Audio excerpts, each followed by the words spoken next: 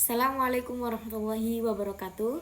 Di sini saya akan mempresentasikan tugas saya yang berjudul Pelatihan Pembinaan Olahraga Masyarakat dalam Pendidikan Luar Sekolah.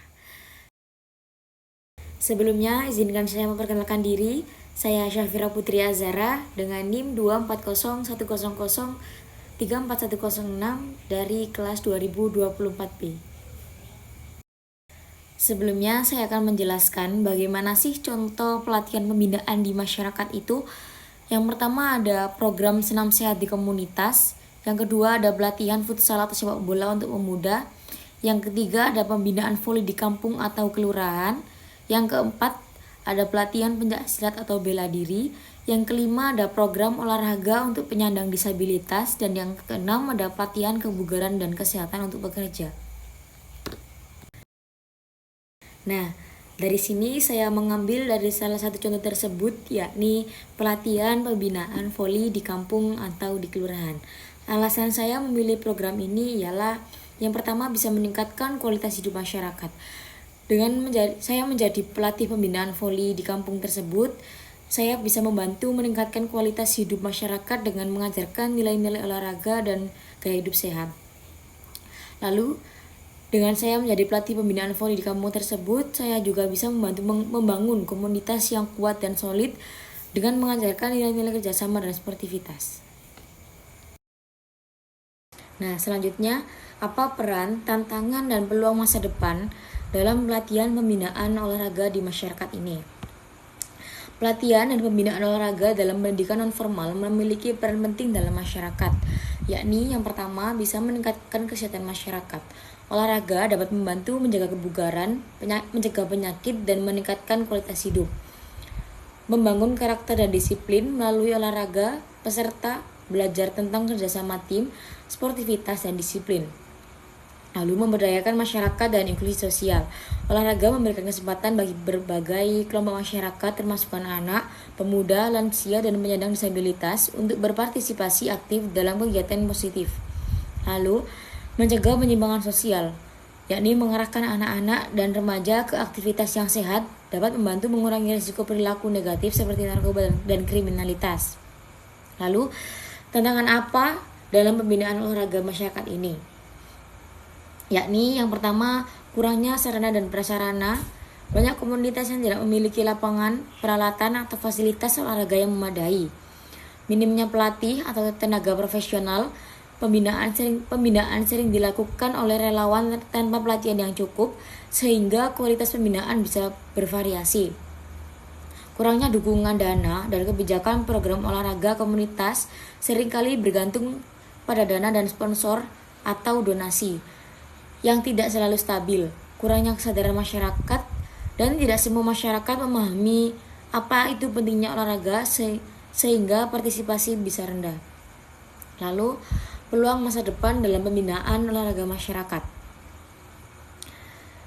Dukungan dari pemerintah dan lembaga swasta. Banyak program pemerintah dan CSR atau Corporate Social Responsibility dari perusahaan yang mulai berinvestasi dalam pembinaan olahraga komunitas.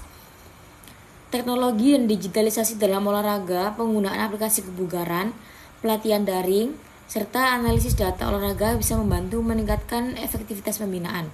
Kolaborasi dengan sektor pendidikan dan industri seperti sekolah, universitas, dan industri olahraga, dan juga bisa berkolaborasi untuk menciptakan program pelatihan berbasis komunitas. Lalu, tren gaya hidup sehat dan olahraga komunitas mampu meningkatkan kesadaran masyarakat terhadap kesehatan sehingga lebih banyak orang yang tertarik mengikuti program olahraga. Selanjutnya yakni ada integritas teknologi. Yang pertama ada e-learning. E-learning dan platform digital untuk pembelajaran seperti YouTube dan online course. Peserta dapat menggunakan video tutorial dari pelatih profesional untuk memperbaiki teknik dasar seperti passing, service, smash, dan blocking. Yang kedua ada media digital. Media digital ini untuk analisis dan evaluasi teknik. Aplikasi analisis gerakan dan taktik seperti Coach A, Hold, atau dartfish yang berfungsi untuk menganalisis gerakan pemain melalui video slow motion untuk perbaikan teknik dan strategi. Selanjutnya ada wearable technology. Wearable technology ini untuk pemantauan performa atlet, yakni melalui smartwatch atau fitness tracker atau Garmin Fitbit, Apple Watch, yang fungsinya untuk memantau detak jantung, jumlah langkah, dan intensitas latihan pemain, dan membantu pelatih menyesuaikan beban latihan agar sesuai dengan kondisi fisik pemain. Selanjutnya yakni ada media sosial dan live streaming untuk promosi seperti di Instagram, Facebook, dan TikTok, yakni dapat mengunggah cuplikan latihan dan pertandingan untuk menarik minat masyarakat dan bisa digunakan untuk mencari sponsor dan dukungan dari pemerintah atau komunitas. Nah, selanjutnya yakni ada keterampilan yang dibutuhkan oleh pelatih, yakni keterampilan teknis atau hard skill. Yang pertama, pemahaman teknik dasar voli. Yang kedua, strategi dan taktik permainan. Yang ketiga, manajemen latihan dan fisik pemain. Dan yang keempat ialah pemahaman aturan dan regulasi. Nah, keterampilan selanjutnya yakni ada keterampilan non teknis atau soft skill. Yang pertama adalah keterampilan kepemimpinan dan motivasi. Pelatih mampu membimbing dan menginspirasi pemain agar semangat dalam berlatih dan menjadi panutan dalam sportivitas dan kedisiplinan. Yang kedua ialah komunitas yang efektif.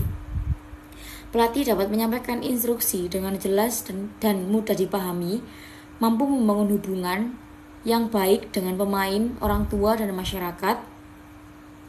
Lalu kesabaran dan kemampuan mengajar.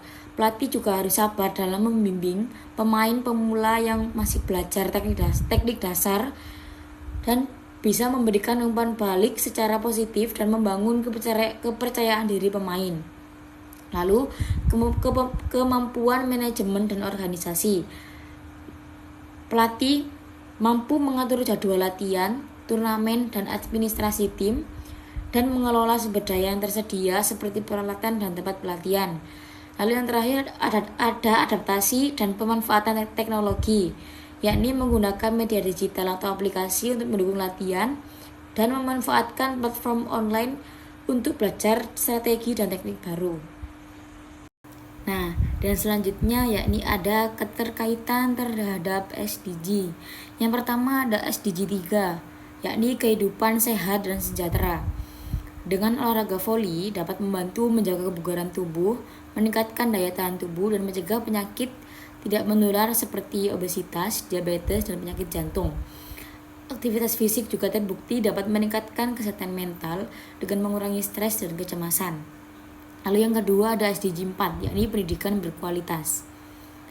Program pelatihan voli menjadi sarana pendidikan non formal yang mengajarkan disiplin, sportivitas, kerjasama tim, dan kepemimpinan. Bagi anak-anak putus sekolah, olahraga dapat menjadi bagian dari program pendidikan alternatif yang membangun keterampilan hidup. Selanjutnya yakni ada SDG 5, yakni kesetaraan gender. Pelatih voli dapat menjadi wadah bagi perempuan untuk berpartisipasi aktif dalam olahraga, mengurangi stigma bahwa olahraga hanya untuk laki-laki. Pembinaan atlet perempuan juga membuka peluang bagi mereka untuk berkompetisi di tingkat lebih tinggi dan mendapat kesempatan karir di bidang olahraga. Lalu yang terakhir ada SDG 11, yakni kota dan pemukiman yang berkelanjutan. Lapangan voli komunitas menjadi tempat interaksi sosial yang positif dan aman bagi masyarakat. Dan olahraga juga dapat membantu menciptakan lingkungan yang lebih sehat dan bebas dari kegiatan negatif seperti kenakalan remaja dan penyalahgunaan narkoba. Nah, selanjutnya yakni ada refleksi diri. Mengapa saya tertarik sekali untuk menjadi pelatih dalam pembinaan voli ini? Karena menurut saya dengan adanya pelatihan ini saya bisa meningkatkan pengetahuan dan keterampilan saya di bidang ini, dan saya ingin lebih mendalam bidang ini dengan mengikuti pelatihan dan sertifikasi pelatihan voli dan saya juga ingin meningkatkan kesejahteraan masyarakat lewat pembinaan ini. Dengan adanya pelatihan ini, saya dapat membangun kepercayaan diri dan keterampilan motivasi saya, melewati cara-cara efektif untuk memberi semangat dan motivasi kepada pemain, baik yang sudah berpengalaman maupun pemula. Dan dengan pelatihan ini saya mencoba bisa untuk melakukan teknik-teknik psikologi olahraga seperti teknik visualisasi dan pembentukan mental juara. Lalu saya berharap saya juga bisa meningkatkan empati dan pendekatan individu, di mana saya baru menyadari bahwa setiap pemain memiliki kebutuhan dan tantangan yang berbeda. Dengan pendekatan yang lebih personal dan penuh empati, saya bisa membantu mereka lebih berkembang secara maksimal. Nah, dan yang terakhir ini adalah rencana pengembangan karir. Yang pertama ialah meningkatkan kualifikasi dan sertifikasi. Untuk meningkatkan kredibilitas sebagai pelatih, penting untuk memperoleh sertifikasi dan lembaga yang diakui seperti PBVSI atau FIVB, karena sertifikasi ini tidak hanya meningkatkan pengetahuan teknis, tetapi juga memberi peluang untuk melatih tim di tingkat yang lebih tinggi. Lalu yang kedua ialah menjalin hubungan dengan organisasi olahraga.